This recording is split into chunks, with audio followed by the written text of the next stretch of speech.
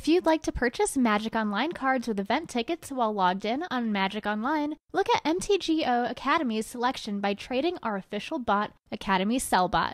You can find it in the Magic Online trading area or add it to your buddy list. All right, we are in the finals, and do we have a keeper? Yeah, we're on the draw too, so we get Prospector into Tapper or a Trapper or Nomad, probably Nomad. And then if we draw a land, which we just did, then we get to play a Goblin Matron as well.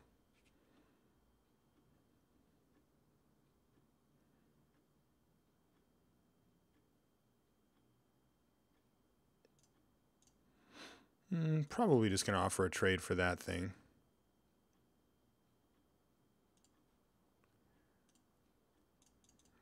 If we can't block it if he wants us to anyway, so seems fine. And like I said, I think I prefer to go with the Phantom Nomad here, just because it hits a little harder. Like, we're probably not going to have the mana. I want to play Goblin Matron next turn. I don't want to have to keep up mana for a Trapper, so I kind of like being able just to have the Nomad up and beat down.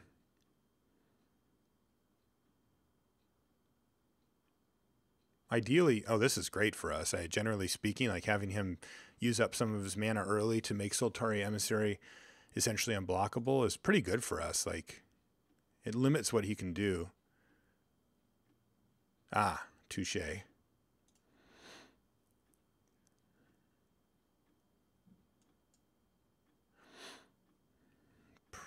Yeah, I'll just offer this up, I suppose.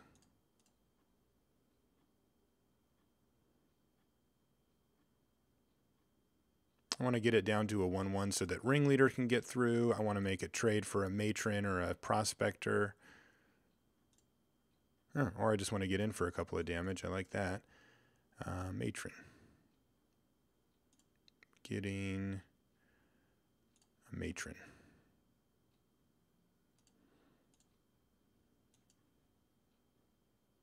Yeah, that's fine. We might need to kill this at some point if it becomes an unrelenting clock that we can't really get through. Our deck, as we talked about during the deck build, is a little bit more grindy than it seems on the outside. It's not your typical just like all-in Goblins deck. It's much more grindy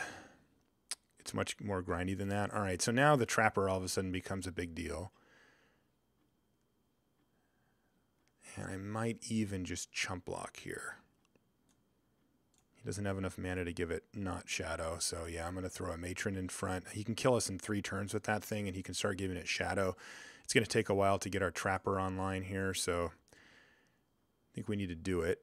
Yeah, again, the Trenches is great for the long game, but we're just up against it a bit here.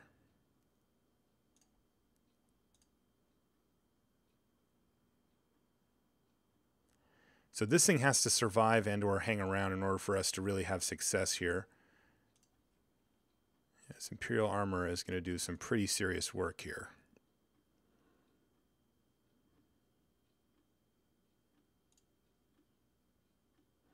All right, I think that's fine. I could Caravix Torch this to finish this thing off, but I don't think I care about it anymore, so we're just going to say go. I can also sack my Prospector to play like another Matron or a Ringleader, but I don't really think that's getting me ahead here. I mean, I'm not planning on blocking with it, but the real key here is like, oh man, if he goes like Mana War this or whatever, we can fall so far behind. I'd love the chump block here, but I have a feeling the Prospector might be important later. I might be wrong. Maybe I just do chump block here. Yeah, I think actually I do. This is such a fragile situation here. And he can kill us so quickly. All right, don't care about that. Don't mess with my... Wow. Wow, foil one too. How good does that feel? Good news is he dumped most of his hand, so this thing is at least getting manageable now. It's 5 power. Instead of 7 like it was last turn. Big difference there. Though we are taking 7 here, so ugh. All right, we untapped with a Trapper. That's a good start. Play a matron. Dig up.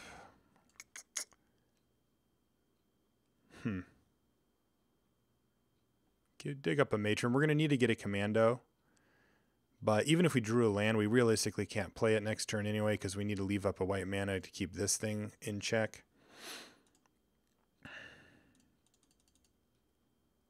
Oh no, I know what's happening. He's going to choking tethers us here.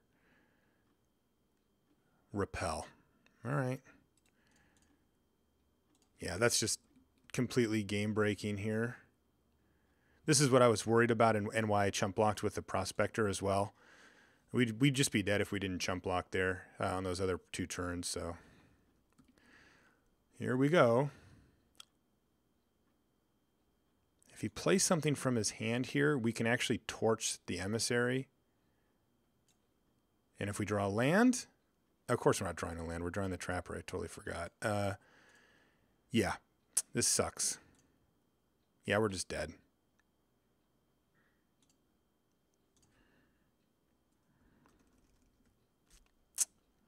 Need you back, buddy. And I shouldn't have played this, but even then, if I would have played Matron and gone and got one, I could only make 2 extra mana, have 1 red, and only do 2 at it. I needed that thing on the table now, basically. All right. Bummer.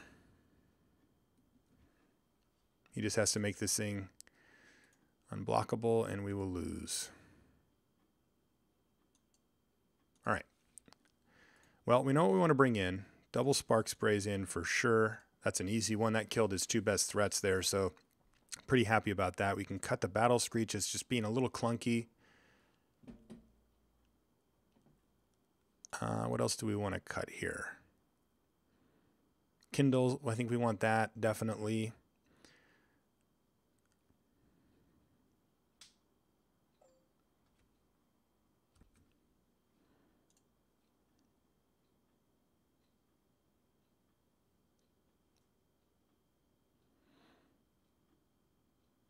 Battle Cry, maybe. All right, fine. Feel like we're going to end up being a little bit more of the control deck here. Like, we can just curve out and kill him, but he has certain threats that demand answers, and we need to really make sure that we have those available, and I think just streamline our deck down a bit here. All right, we're going to be on the play, though, so maybe that'll help out. Patrol, Prospector, Sergeant, Goblin. We need a second land. I think we can keep this, actually.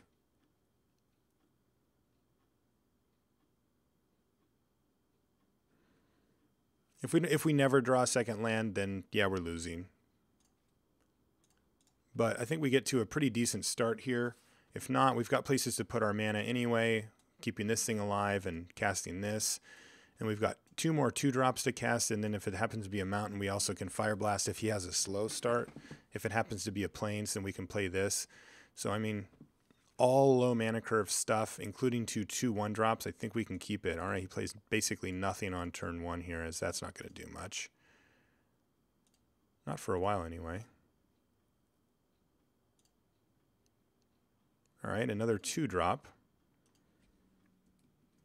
Yeah, we're going to need to find a land at some point here, but hopefully he doesn't get off to too quick of a start. Like, if he plays a Phantom Nomad here, I'm pretty bummed.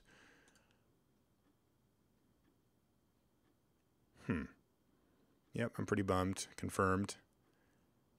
And we draw a Torch that doesn't do anything, but we do get to play a Prospector here. Say go.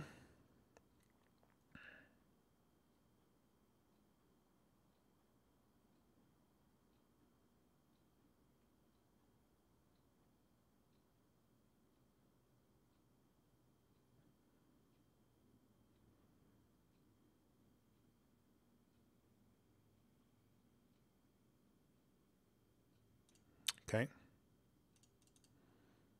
Probably to start attacking? No. All right. All right. Inching our way forward here. I'm just going to kindle this thing.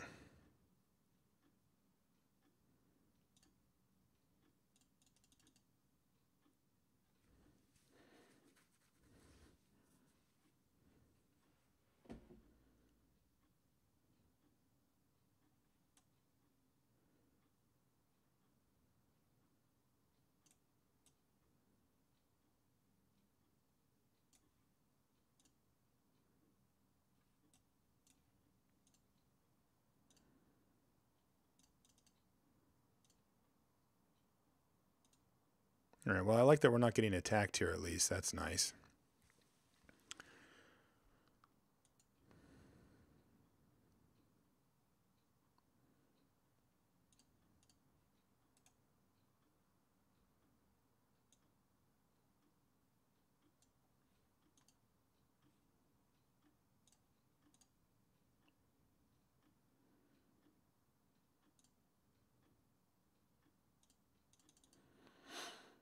Fortunately, his Curse Scroll's almost active here, and he's going to start picking off our team. We have ways in the long run to get around that, but our hand is really streamlined here, so, you know, we don't have like our Goblin Trenches or that type of a card here.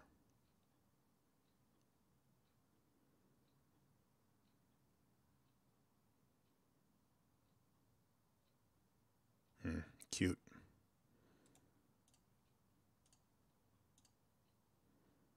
So with a cycle ability on the stack, meaning that the card's out of his hand, he gets to use the thing. Do we actually want to use this? No, we don't.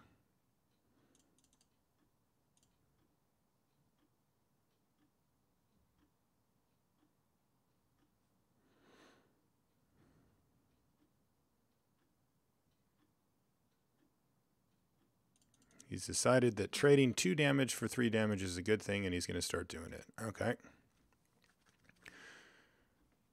All right, let's battle.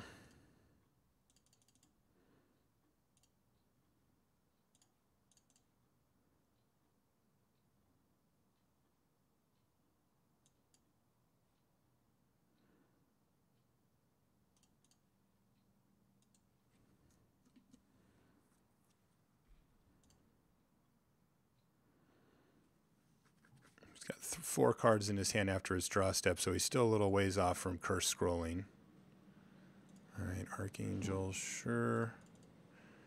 Tap that thing down. He's not going to attack anymore.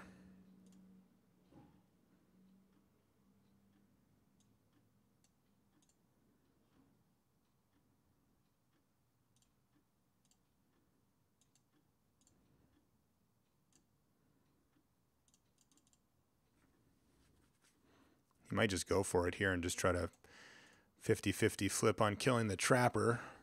He doesn't.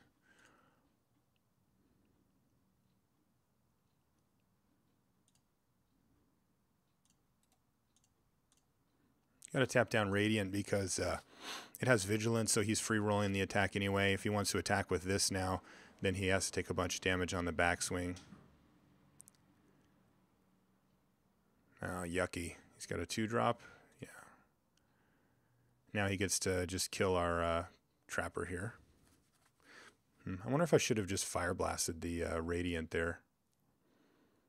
I get a 2-for-1 out of it. Gets this brilliant Halo in the yard too. Yeah, that was probably a mistake. My mentality is that I need to save this to finish him off, but realistically that's probably not how this game's going to go. Ringleader. Take that. Come on, a lot of goblins. Whoa, baby. Also our best card, unfortunately, but that did meet the requirement of a lot of goblins. I have to start throwing a couple of them away here, or one of them away. Probably here, yeah. Okay, so we get him down to 10.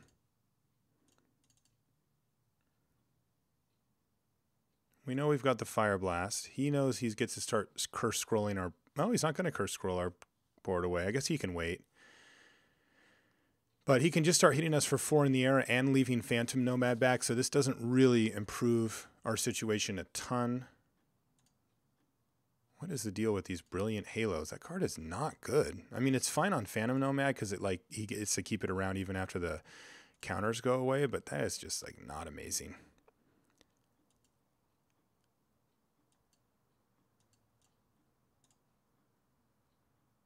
Spark Spray. All right, well, in the meantime, let's Ringlead again. Get a Commando and a Prospector. That's interesting. And we're going to lose creature, creature, creature, so we're going to get in for 4 here. But that does seem worth it, as that puts us in within 1.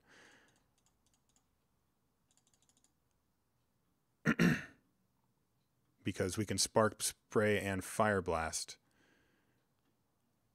Wow, this is going to be close.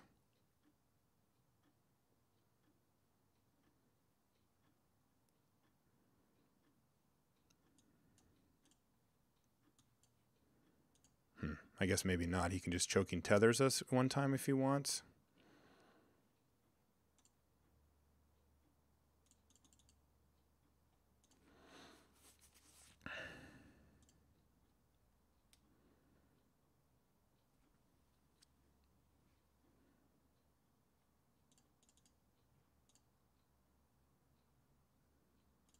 Man, we're so close. Torch?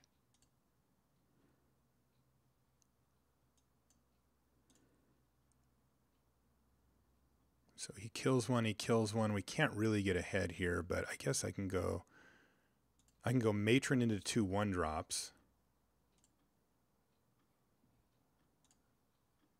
Oh, I've only got Goblin Matrons left. So I can't do 2 1-drops. I can do 1 1-drop. This only hits creatures. So he activates. And we're barely keeping ahead of his Curse Scroll, but we are keeping ahead of his mana in that case.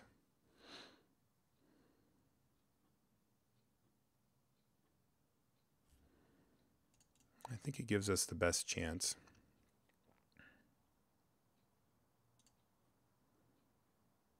It also just gets cards out of our library that aren't outs. So we get this, and it leaves Spark Spray, another Fire Blast, which would do it here because we can tap out for Fire Blast and then sack the mountains for the other one.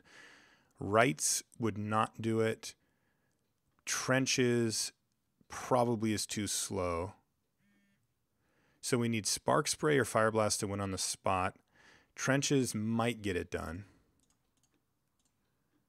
In the meantime, though, we're going to lose a Goblin and then a Goblin. I don't think we're going to win, but I think it's going to be close. He probably just Choking Tethers us anyway, so we probably need the Spark Spray. I wonder if that's the case. I guess we're still on a 2-turn clock here. Oh, is he just going to do both? No, that still doesn't kill us. 4, 8.